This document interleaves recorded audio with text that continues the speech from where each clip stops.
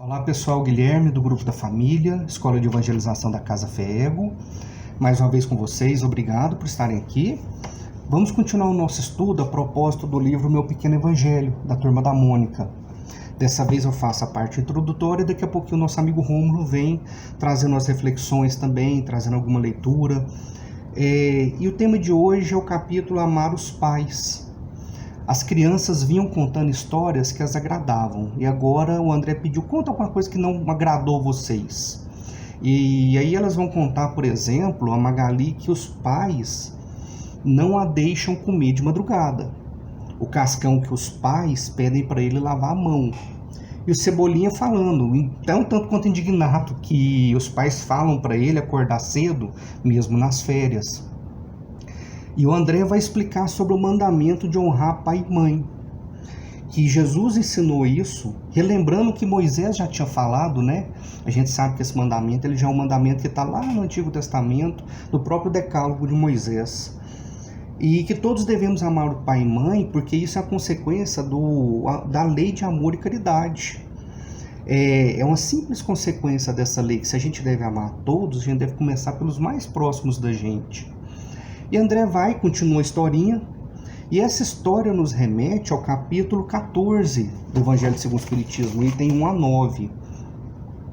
Trazendo então já os primeiros elementos para a gente ir entendendo a história, Kardec ele abre falando que o honrar pai e mãe, aquele mesmo que está lá no Antigo Testamento e que Jesus reafirmou, ele é um corolário, a consequência da Lei Geral de Caridade e Amor ao Próximo, exatamente pelos mesmos elementos da história. E ele vai além, Kardec vai nos explicar que esse honrar pai e mãe, ele encerra um dever de piedade filial. Ele assim chama aquilo que ele vai falar em que é um amor conjugado com respeito, com submissão, com atenção, com condescendência, com caridade.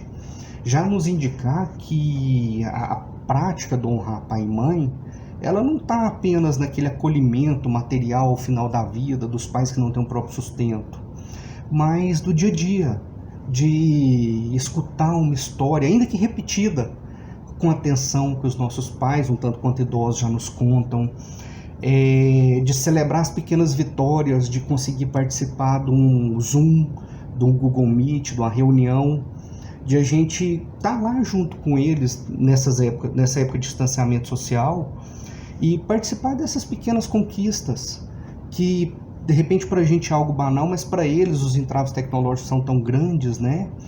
De poder estar junto, ainda que distante, ligação, chamadas de WhatsApp, colocando os nossos filhos, aqueles que a gente toma conta para estar junto com eles, nos meios possíveis nessa época de distanciamento social. Kardec, então, ele já está nos chamar para isso, que ele continua o capítulo falando sobre a necessidade do suporte material aos pais na velhice, porque era algo, com certeza, que preocupava a época. Mas hoje, a gente sabe que, além desse suporte material, há necessidade do suporte moral, do suporte psicológico, do acolhimento, o afeto com os nossos pais, por causa até da saúde mental. Kardec vai trazer ao final do capítulo: honrai vosso pai e vossa mãe, a fim de viverdes longo tempo na terra que o Senhor vosso Deus vos dará, trazendo então o decálogo. E vai nos explicar que o que está ali é uma linguagem figurada, que Deus promete a terra prometida, que Deus entrega a terra prometida para aqueles judeus, desde que eles honrem pai e mãe. E que a gente sabe que essa é uma aquisição do reino de Deus dentro da gente. Na medida que nós honrarmos pai e mãe, nós vamos adquirir o reino de Deus, que é um reino de paz celestial, tirando aquela acepção de reino físico para reino espiritual, paz de espírito, trazendo então essa acepção que aquele mandamento que remetia para algo material e físico, nós devemos entender como algo espiritual, né? Relembrando a questão do ponto de vista. É um item que tem lá no Evangelho segundo o Espiritismo, no capítulo 2, item 5, que é de extrema importância a leitura, de onde que a gente coloca os nossos valores, se é na vida material ou na vida moral. Ele é importantíssimo também. E a história é muito interessante, eu gostaria de voltar pois o André, ele, ao explicar o ato dos pais, ele vai explicar para as crianças: olha, os pais fazem isso porque amam vocês, porque querem o bem de vocês. E aí abre dois caminhos para a gente, eu gostaria também de propor em reflexão, sem de modo algum querer ter a palavra final no assunto, mas que a gente consiga refletir em dois aspectos aqui, por esse comportamento que o livro traz. Ao explicar para as crianças a motivação dos pais, talvez a história esteja a nos mostrar que a gente precisa refletir e ressignificar a nossa relação com os nossos pais. No momento que a gente tem filhos, e aqui eu falo em todas as exceções, o tio que cuida da sobrinha como filho, o avô que cria o neto, o padrasto e a madrasta que tem de coração aquelas crianças, todas as possibilidades possíveis, né? No momento que a gente passa a ter essa relação paternal-maternal, a gente passa a perdoar pai e mãe porque a gente compreende o que eles passaram quando nos criaram, quando nos impuseram limites, quando impuseram sua autoridade, quando realmente nos criaram e tentaram nos tornar homens de bem. E aí a gente passa a compreendê-los. E que a gente faça essa visita a essas memórias, tentando colocar essa intenção, que eles tinham a intenção do bem, de acertar. Que a gente ressignifique essa relação, fazendo essa viagem ali no tempo, tentando entender as motivações que eles tiveram quando eles assim agiram com a gente. E mais, que os relacionamentos que nós temos com os nossos filhos, com essas crianças que estão sob os nossos cuidados, que a gente também explique para eles as motivações dos nossos atos. O André, ele explicou para as crianças por que os pais agiam assim. Então, aqui abrindo a segunda vertente, que a gente também explique para as nossas crianças as motivações dos nossos nãos, que eles consigam perceber que a gente tem medo, que a gente não sabe de tudo e que por muitas vezes a gente toma decisão para que eles não incorram em perigos que a gente não conhece, que compreendam no fim que a gente também é humano, que a gente também erra. Aquela questão da infalibilidade dos pais, nem nossas crianças mais acreditam nisso, que os pais têm a certeza exata da vida. Então, que a gente consiga trazer essa motivação junto com as nossas decisões, tornando elas mais humanas, tornando elas mais palatáveis. E aí eu creio que o honrar pai e mãe pelos nossos filhos vai ficar mais fácil. O amar os pais da parte deles vai ficar mais fácil. Porque de repente nós fomos criados numa imposição que não tinha esse diálogo, não tinha essa explicação.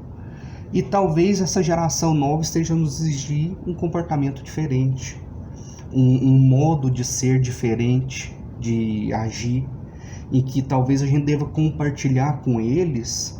E de modo algum eu quero ter a palavra final, ou ter a certeza final sobre esse ato, mas uma tentativa de compartilhar a motivação das decisões nossas, para que eles bem a compreendam, entendam que de repente o nosso não é pro bem deles.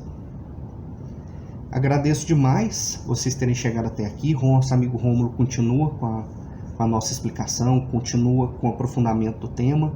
Muito obrigado a todos, até a próxima semana.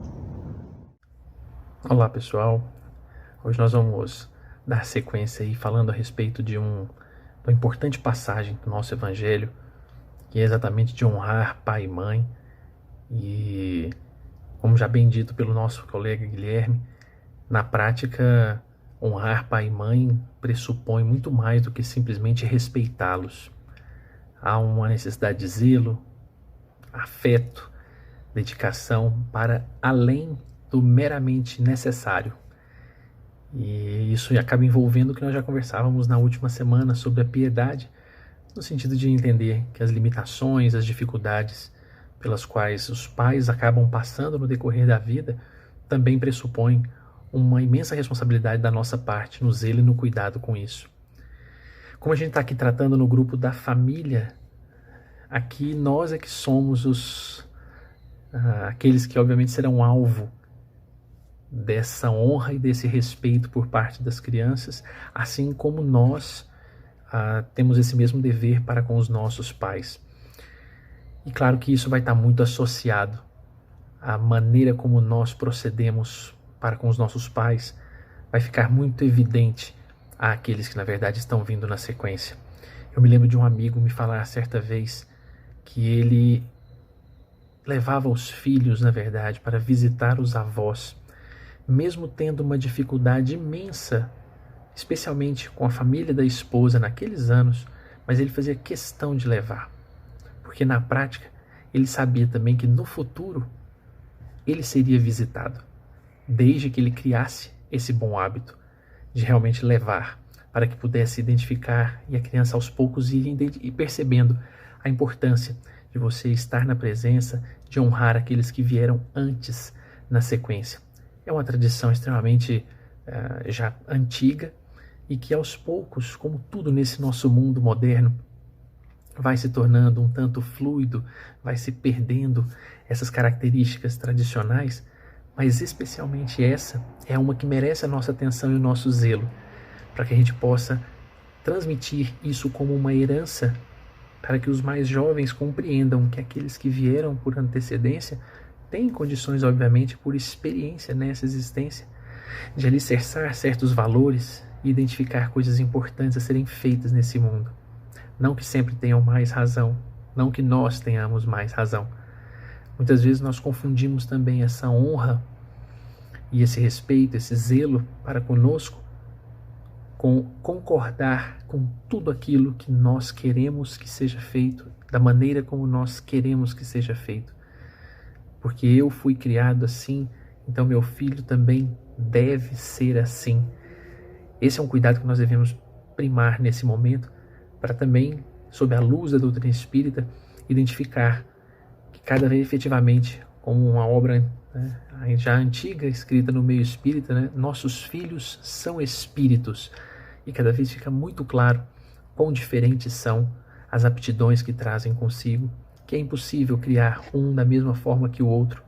Logo, esse respeito, essa honra, essa maneira de proceder também será um tanto diferenciada de um para o outro.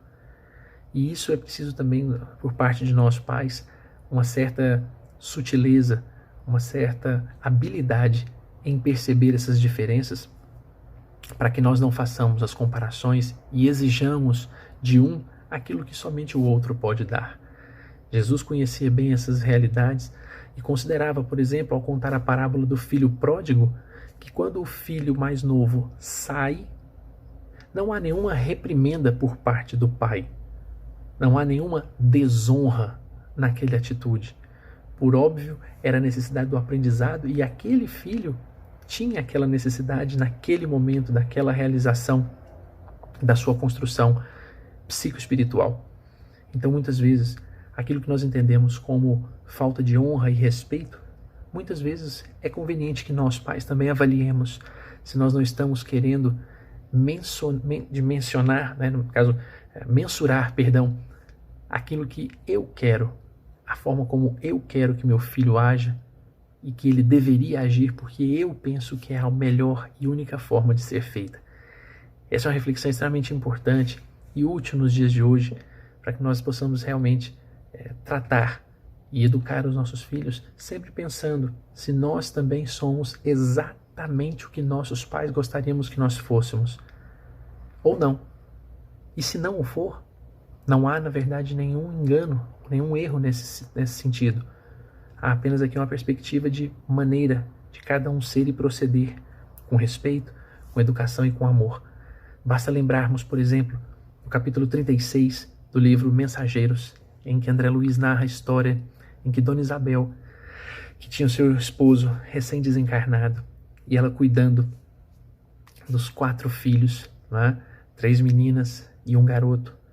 As meninas parece que entram numa sintonia extremamente útil e agradável com ela, entendendo relações como a dificuldade financeira, a falta de comida em abrangência, todas elas, considerando as dificuldades da vida, percebem que vale, acima de tudo, o amor. Mas um dos filhos tinha uma dificuldade nesse entendimento e a sua maneira de ser pressupunha, sim, discordância. Queria, na verdade, que fosse alugado o imóvel onde realizavam o culto do evangelho no lar. Queria que tivesse mais alimento, mais bens materiais. E Dona Isabel, então, muitas vezes intuída pela espiritualidade superior, trata o garoto com a firmeza necessária naquilo que, obviamente, hoje já se estuda muito, com denominações diversas, como comunicação não violenta, ou como doçura enérgica, seja lá o nome que se dê. Mas a maneira como ela procede mostra a firmeza, e aquele garoto sente o poder que André Luiz narra, que sai do peito da mãe ao dizer-lhe certas palavras com muita firmeza, e ele então se cala. Concordante? Não. Ainda não. Mas certo de que nessa dimensão, nessa condição em que ele estava, a mãe também sabia que para tirar dali um pouco, era preciso, na verdade, agir com maior firmeza, mas sempre entendendo que aquele garoto também iria lhe respeitar, honrar de maneira um tanto diversa das outras filhas. Não que não o fazia, mas era diferente. Esse é o recado para que nós possamos pensar com muito carinho como primeiro nós estamos agindo em relação aos nossos pais, nas limitações, nas fragilidades, na senilidade muitas vezes, para que nós possamos entender como nossos filhos também vão agir conosco. Essa relação talvez nos ajude, compreendendo um pouco mais com olhos de piedade a nossa ação, se ela é ou não de caridade, para com essas pessoas especialíssimas que nos permitiram vir ao mundo, e nós que também agora conseguimos dar a oportunidade também de outros espíritos virem para poder manifestar isso. Um forte abraço a todos. Rogamos nesse instante inspiração celestial a nos ajudar a coordenarmos sempre os nossos gestos, nossas palavras e nossos pensamentos, de maneira a sempre colocarmos a honra, o respeito, o amor em relação àqueles que nos deram a oportunidade de termos sido cuidados, educados, protegidos, e que possamos assim, Senhor, nesse sentimento de imensa gratidão àqueles que nos foram pais e mães, retribuirmos isso aos nossos filhos, dando a eles também a experiência de poderem assim no futuro não apenas serem gratos para recebermos o presente sagrado, mas que possam eles também crescerem, fazendo o bem porque assim o desejam, porque assim o querem, e não por uma mera obrigação social. Ajuda-nos, Pai, a compreender esses detalhes do amor, podendo sempre assim colocarmos em prática os Teus ensinamentos, não apenas fora de casa, mas em especial dentro de casa, com aqueles que amamos e que temos assim a liberdade e a oportunidade também de repararmos problemas já enfrentados no passado e agora colocarmos, enfim, a lei do amor acima de tudo. Muito obrigado, Senhor, que o Senhor nos inspire e nos proteja nessa grande e imensa tarefa hoje e sempre. Que assim seja.